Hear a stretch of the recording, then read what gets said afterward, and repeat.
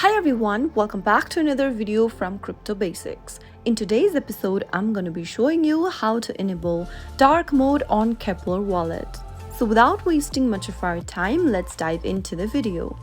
First of all, open your Keplr Wallet application from your app drawer. Also make sure to log into your wallet by entering your wallet's password.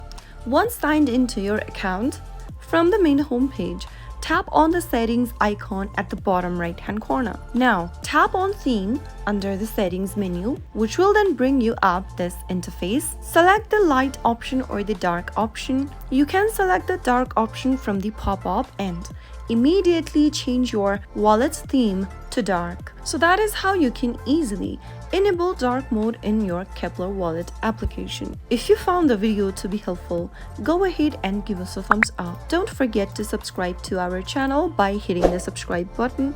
Also press the bell icon so that you'll never miss another upcoming upload from us. I will be back again with the next video. Thank you for watching.